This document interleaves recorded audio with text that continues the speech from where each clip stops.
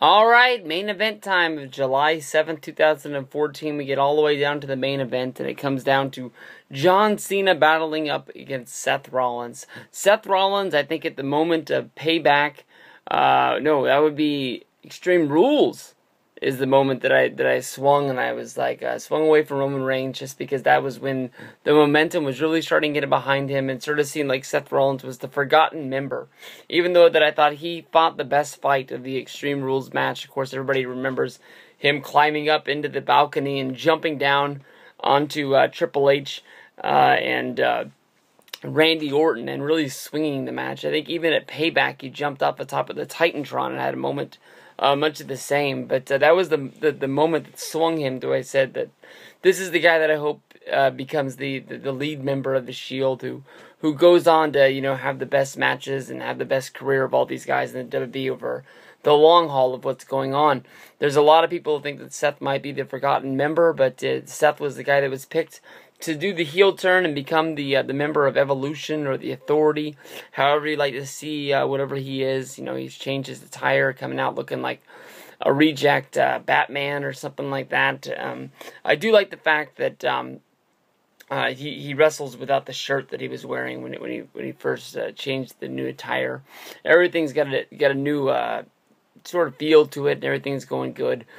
We see his first matchup against John Cena in a one-on-one match, or at least one that I can remember. I know the Shield did a few singles matches along the way, but I thought this was an awesome match. I know we didn't get a finish, a lot of Raw main events, but with him being the Money in the Bank title holder, with him coming in and trying to cash in on John Cena, I thought this was a good progression, getting us to this match where basically they were able to keep Ambrose and Rollins away from each other, where we don't have an announced match, but they were able to set them up in a place where they could have a brawl on this match, knowing that we're pushing towards getting this match sooner than later. I know that they were the biggest storyline of the Money in the Bank match, when Rollins and Ambrose would be able to get each other's hands on each other for the first time. We all know that Ambrose wants to kill Rollins, and we all know that Rollins wanted to control Ambrose from being able to come in out of the blue and attack this guy at any time. But it seems like that is going to be the sore spot in the plan for Rollins to become champion, is that Ambrose seems to always be lurking in every piece of what's going on. Inside of this main event, we saw a good match. We saw a match that John Cena should have won. We saw where John Cena wore down Rollins to the point that he was able to slap on the STFU. At that point, John Cena was attacked by Randy Orton as he was awaiting Kane to come down to the ring. As Kane's music and pyro came off, John Cena just looked up and faced towards the entranceway as Kane was coming, and in John Cena's fashion, he was just awaiting the fight, just letting it to come to him, and at that moment, he was attacked from behind by Randy Orton.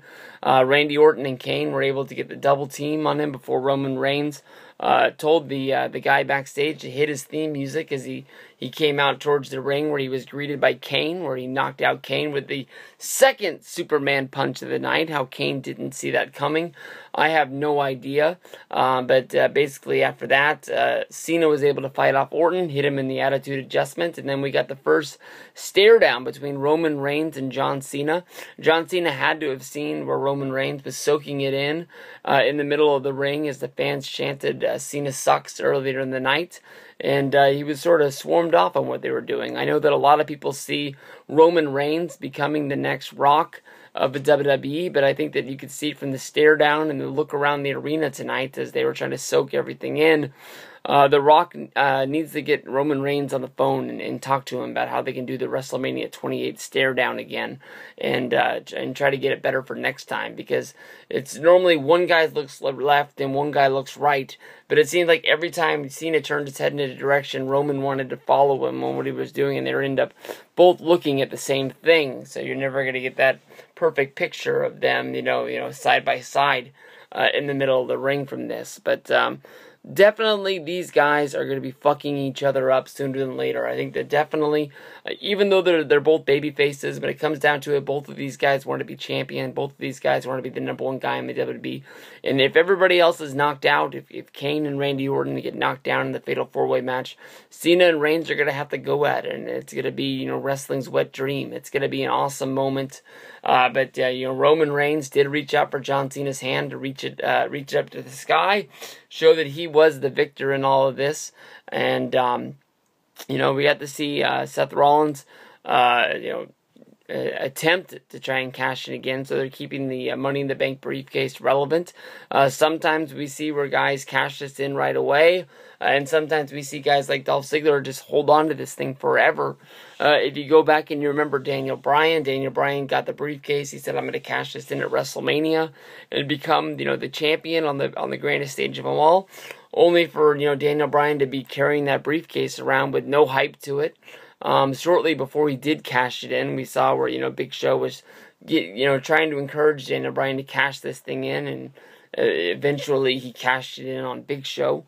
And but just for so long, we saw Bryan just come down, have a match, most of the time lose, go to the back, and just say, you know, WrestleMania is going to be another day, and we'll see where we go from there. But this was an awesome match. This was an awesome main event to see Seth Rollins in wrestling one-on-one with John Cena. We can only guess that there's going to be more of these, but I really want to see Rollins versus Ambrose at Battleground. That is going to be the match of the night. That is what I am really waiting for. What are you guys waiting for? What do you guys think of the show? Peace out, everybody. I'm going to upload this, and I'm going to bed.